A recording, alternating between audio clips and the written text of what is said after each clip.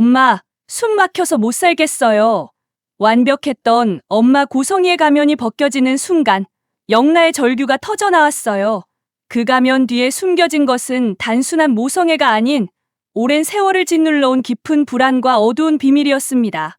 과거를 숨긴 채 살아온 고성이의 거짓된 삶, 그리고 그 거짓이 만들어낸 비극적인 파국, 헌신적인 사랑처럼 보였던 집착은 과연 누구를 위한 것이었을까요?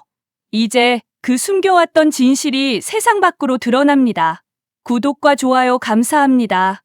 영나의 일거수일투족을 감시하다시피 하는 고성이, 심지어 영나가 화장실에 들어가면 문 앞에서 기다리거나 친구와 통화할 때면 옆에서 슬쩍 엿듣는 것이 일상이었어요. 밤에는 영나가 잠든 것을 확인하기 위해 방문을 살짝 열어두고 한참을 서 있기도 했죠. 그 모습은 헌신적인 어머니의 사랑처럼 보였지만 사실은 오래도록 쓰고 있던 거짓 가면일 뿐이었습니다. 영나를 잃을지도 모른다는 알 수 없는 공포가 그녀를 지배하고 있었어요. 영나야, 어젯밤에 몇 시에 잤니? 그리고 지환이 그 아이와 있을 때 뭘 했는지도 자세히 말해봐. 아침 식사 시간, 고성이는 딸 영나를 마치 수사관이 피의자를 신문하듯 꼼꼼하게 다그쳤습니다. 영나의 얼굴이 조금이라도 부어 보이거나 평소와 다른 모습을 보이면 가차없이 추궁하는 게 성희의 일상이었죠. 박영란은 어머니의 끊임없는 간섭에 지쳐 이제는 체념한 듯한 표정을 지었습니다. 하지만 그 한계를 넘어선 순간 결국 폭발하고 말았어요. 엄마, 그만해요. 숨 막혀서 못 살겠어요. 영나의 목소리가 울려 퍼졌습니다. 성희는 잠시 당황했지만 곧 평정을 되찾고 걱정스러운 표정을 지었어요. 영나야, 엄마는 내가 걱정돼서. 걱정이요? 이게 걱정이에요. 제가 화장실에 들어가면 문 앞에서 기다리고 친구들과 전화할 때도 옆에서 듣고 심지어 제 일기장까지 몰래 보시잖아요. 영나의 폭발에 성희는 잠시 말을 잃었습니다. 하지만 이내 거짓말을 지어냈어요. 엄마가 언제 내 일기를 봤다고 그래? 그냥 내 방 청소하다가 눈에 들어온 거야. 거짓말하지 마세요. 제가 일기장을 서랍 깊숙이 숨겨놨는데 어떻게 청소하다가 눈에 들어와요? 엄마는 제 모든 걸 감시하고 통제하려고만 해요. 제가 대체 뭘 잘못했는데요? 영나의 얼굴이 부은 것을 두고 계속 추궁하는 성희를 보며 영나는 울음을 터뜨릴 것 같았어요. 숨막히는 집착 속에서 자신의 모든 것이 사라지는 듯한 느낌이었죠. 영나야, 너 지환이 그 아이랑 무슨 일 있었던 거 아니니? 엄마 눈에는 그렇게 보이는데. 엄마, 정말 이렇게 하실 거예요? 언제까지 이렇게 감시받고 살아야 해요? 영나의 절규에도 불구하고 성희의 눈빛 속에는 단순한 모성애를 넘어선 알 수 없는 불안과 초조함이 스며들어 있었습니다. 마치 영나를 놓치면 모든 것을 잃을 것 같은 바닥 모를 절망적인 두려움이었어요. 그녀의 집착에는 아무도 모르는 깊은 이유가 숨어 있었던 것입니다. 영나야, 엄마가 이러는 건 다 이유가 있어. 너를 정말 사랑하기 때문이야. 성희의 목소리는 미세하게 떨리고 있었어요. 그 순간 영나는 어머니의 눈에서 뭔가 다른 감정을 읽었습니다. 단순한 과보호가 아닌 더 깊고 어두운 무언가를 말이죠. 영나는 성희를 이해할 수 없었지만 그 불안한 떨림만은 분명하게 느꼈습니다. 다음 날 성희는 용기를 내어 지은호에게 직접 연락을 취했습니다. 은호 씨, 시간 되면 저희 집에 한번 놀러 오세요. 인테리어 작업하느라 고생하는데 집밥 한 끼 대접하고 싶어서요. 전화기 너머 성희의 목소리는 평소보다 한층 더 따뜻하고 다정했어요. 마치 오래 기다려온 손님을 맞이하는 것 같은 설렘과 긴장감이 묻어 있었죠. 예상치 못한 초대에 은호는 잠시 당황했지만 3천만 원짜리 프로젝트의 의뢰인이만큼 좋은 관계를 유지하는 것이 중요하다고 생각했습니다. 네, 그럴게요. 언제 가면 될까요? 오늘 저녁은 어때요? 7시쯤 오면 되겠네요. 기다릴게요. 성희의 목소리에서 은근한 기대감이 느껴졌어요. 마치 평생 기다려온 순간이 다가온 것처럼 그녀의 심장은 쿵쿵거렸습니다. 저녁 7시 성희의 집에 도착한 은호를 맞이한 것은 상상을 초월하는 정성이었어요. 성희는 문을 열자마자 은호의 손을 잡으며 환하게 웃었습니다. 어서 와요, 은호 씨. 와줘서 정말 고마워요. 그 순간 은호는 뭔가 이상하다는 걸 직감했어요. 단순한 의뢰인의 반응치고는 너무나도 과하고 마치 가족을 대하는 듯한 따뜻함이 느껴졌거든요. 거실로 안내받은 은호의 눈에 들어온 것은 정성스럽게 차려진 저녁상이었어요. 한식, 양식, 중식을 망라한 다양한 요리들이 테이블을 가득 채우고 있었고, 은호는 그 모습에 놀라 입을 다물지 못했습니다. 사모님, 이게 다 뭐예요? 너무 많이 준비하신 거 아닌가요? 아니에요, 전혀. 은호 씨가 뭘 좋아하실지 몰라서 이것저것 다 준비해봤어요. 맛있게 먹어줘서 내가 더 고마워요. 성희의 눈은 반짝이고 있었어요. 마치 어린아이처럼 순수한 기쁨이 넘쳐나고 있었죠. 식사가 시작되자 성희는 계속해서 은호의 그릇에 음식을 담아주며 말을 건넸습니다. 많이 먹어요. 감사합니다. 정말 맛있어요. 다행이에요. 은호 씨 입맛에 맞을까 걱정했거든요. 우리 영라 입맛이랑 비슷해서 다행이에요. 무심코 던진 말이었지만 성희는 곧바로 자신의 말실수를 깨달았고, 은호는 의아한 표정으로 그녀를 바라보았어요. 그런데 성희의 질문은 점점 더 개인적인 영역으로 깊숙이 파고들기 시작했습니다. 은호 씨는 어릴 때 어떤 아이였어요? 활발했을 것 같은데. 그냥 평범했던 것 같아요. 어머님과는 많이 닮았나요? 웃는 모습이 특히 참 예쁜데. 이 질문에서 성희의 목소리가 미묘하게 떨렸어요. 은호는 그 떨림을 알아차렸습니다. 글쎄요, 주변에서는 닮았다고 하는데 저는 잘 모르겠어요. 성희의 질문에 은호는 자연스럽게 정순이 이야기를 꺼냈어요.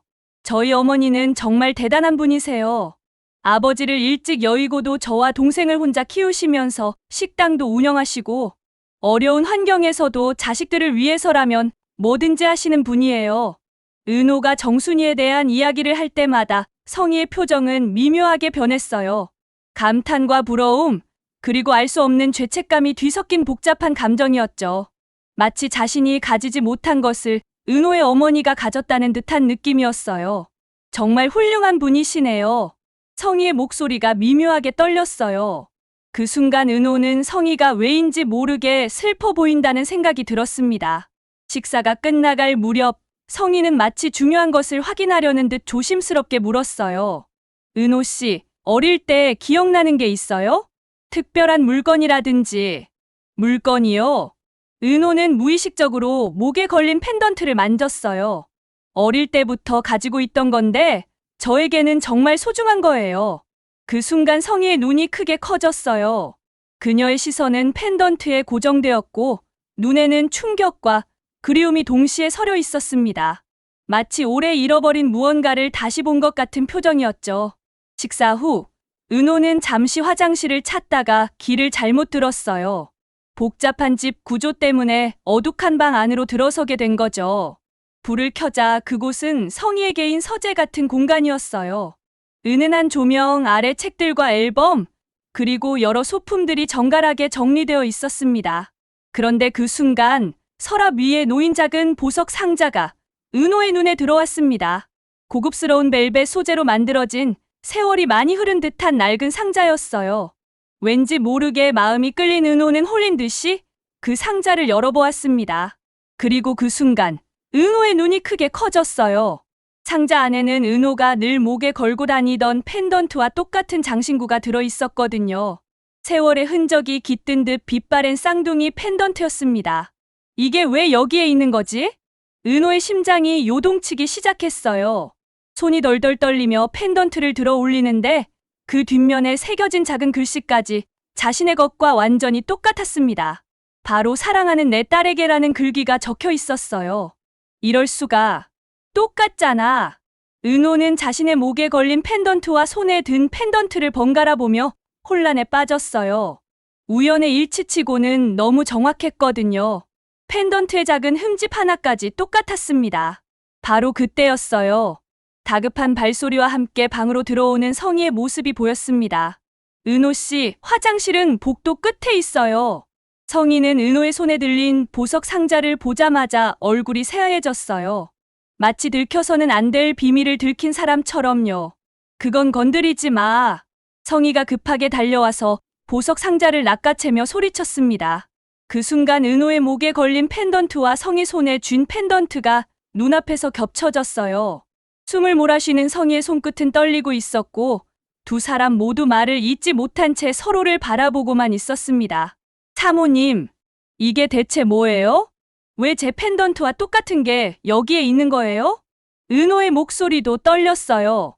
머릿속이 하얗게 변하면서도 동시에 수많은 의문이 꼬리를 물고 일어났거든요. 그리고 이 펜던트 뒷면에 새겨진 글씨까지 똑같아요. 사랑하는 내 딸에게라고. 성희는 한참 동안 아무 말도 하지 못했습니다. 오랫동안 감춰왔던 비밀이 이렇게 갑작스럽게 드러나게 될 줄은 꿈에도 몰랐거든요. 이건 그냥 변명을 시작하려던 성희였지만 은호의 간절하고 아픈 눈빛을 보자 더 이상 거짓말을 할 수가 없었어요. 사모님, 제발 진실을 말해주세요. 거실에서 TV를 보고 있던 영라와 마침 집에 귀가한 성재까지 소란을 듣고 달려왔습니다. 엄마, 무슨 일이에요? 왜 이렇게 시끄러워요? 영라가 방 안으로 들어와 보니 고성이는 바닥에 주저앉아 있고 은호는 두 개의 똑같은 펜던트를 바라보며 멍하니 서 있었어요. 성재도 상황이 심상치 않다는 걸 직감했습니다. 어머니, 도대체 무슨 일인 거예요? 은호 씨 손에 들린 저건 뭔가요? 더 이상 숨길 수 없다는 걸 깨달은 성희는 결국 무너져 내렸습니다. 그녀의 어깨가 들썩이고 숨을 제대로 쉬지 못했어요. 그래, 내가 내 딸이야. 내 딸 은호야. 성희의 고백에 방 안의 모든 사람들이 충격에 휩싸였어요. 특히 영란은 믿을 수 없다는 듯 고성희를 바라보았습니다. 엄마, 지금 뭐라고 하신 거예요? 그게 무슨 말도 안 되는 소리예요? 하지만 난 말할 수 없었어. 널 내 손으로 키울 수 없었던 게 평생 내 죄였어. 성희의 눈에서 눈물이 주르륵 흘러내렸어요. 30년간 가슴 속에 묻어둔 비밀이 마침내 세상 밖으로 나온 순간이었습니다. 제가 사모님의 딸이라고요? 은호의 목소리는 점점 커졌어요. 머릿속이 완전히 뒤섞여서 아무것도 이해할 수 없었거든요. 성희는 떨리는 목소리로 그동안 숨겨온 모든 이야기를 털어놓기 시작했습니다. 30년 전, 나는 어린 나이에 너를 가졌어.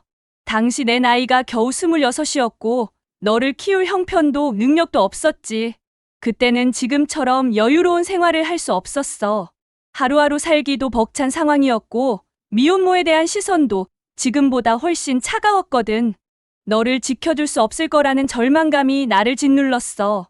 성희의 고백에 모든 사람이 숨을 죽이고 들었어요. 그래서 널 다른 사람에게 맡길 수밖에 없었어.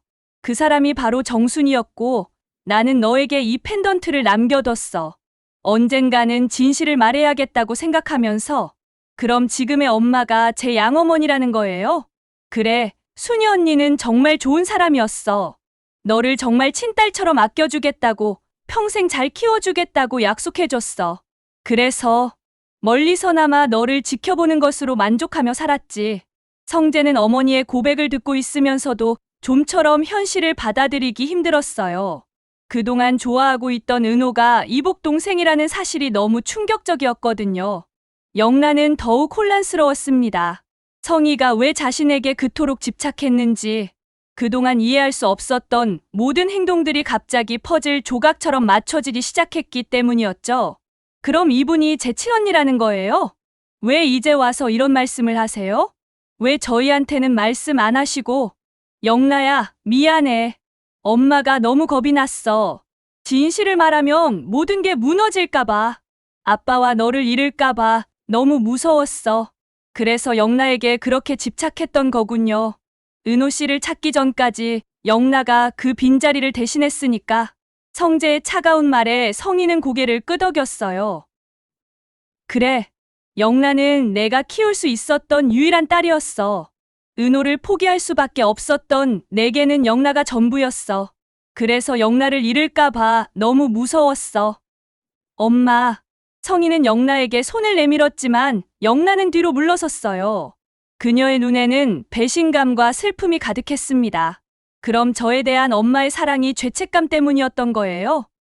전 엄마의 사랑을 받기 위해 태어난 게 아니라 엄마의 죄를 씻기 위해 존재했던 건가요?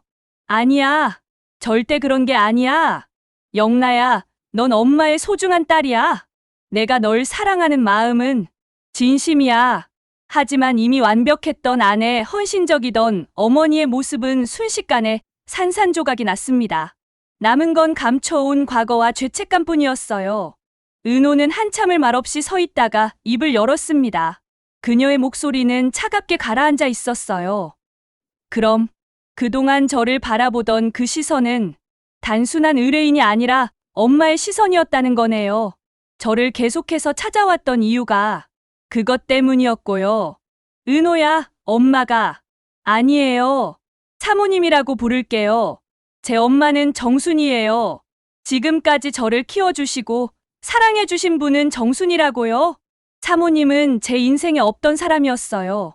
은호의 목소리에는 분노와 슬픔, 그리고 배신감이 뒤섞여 있었어요. 갑작스럽게 드러난 진실이 너무나도 버거웠거든요. 은호야, 엄마가 잘못했어. 하지만 하루도 너를 잊은 적이 없었어. 멀리서나마 내가 잘 자라는 모습을 지켜보는 게 내 유일한 낙이었어. 성희의 절규가 방 안에 울려 퍼졌지만 은호는 이미 마음의 문을 굳게 닫아버린 상태였어요. 한 번만 엄마라고 불러줘. 제발. 성희는 애원했지만 은호는 고개를 저었습니다. 은호가 집을 나서려 하자 성희가 다급하게 매달렸습니다. 은호야, 가지 마. 엄마가 모든 걸 보상해 줄게. 뭐든지 해줄게. 지금이라도. 보상이요? 은호가 차갑게 웃었어요. 그 웃음에는 경멸과 서글픔이 담겨 있었습니다. 사모님, 30년의 세월을 어떻게 보상하실 건가요? 저희 엄마가 저를 위해 흘린 눈물과 땀을 어떻게 보상하실 건가요? 보상 같은 건 필요 없어요. 은호가 단호하게 집을 나서자 성희는 그 자리에 주저앉아 오열했어요. 영나도 성재도 어머니를 위로할 말을 찾지 못했습니다. 그 순간 박진석이 늦은 퇴근길에 집으로 돌아왔어요. 여보, 나 왔어. 하지만 거실 분위기가 심상치 않다는 것을 단번에 느꼈어요. 성희는 소파에 주저앉아 있었고 영나와 성재는 충격에 휩싸인 채 그 자리를 떠나지 못했습니다. 세 사람 사이에는 무거운 침묵만이 흘렀습니다. 여보, 무슨 일 있었어? 다들 왜 이래? 성희는 남편을 바라보며 떨리는 목소리로 말했습니다. 여보, 이제 모든 걸 말씀드려야 할 것 같아요. 뭘 말한다는 거야? 당신 얼굴이 왜 그래? 제가 숨겨온 게 있어요. 25년 동안 박진석의 얼굴이 굳어졌어요. 아내의 표정이 평소와 완전히 달랐기 때문이죠. 거짓 가면이 벗겨진 고성희의 진짜 얼굴, 그리고 25년 만에 드러난 충격적인 진실. 하지만 이것은 그들의 파국적인 관계에 있어 시작에 불과했습니다. 오늘 이야기는 여기까지입니다. 구독과 좋아요는 제가 영상을 제작하는데 큰 힘이 됩니다. 끝까지 함께 해주셔서 감사합니다.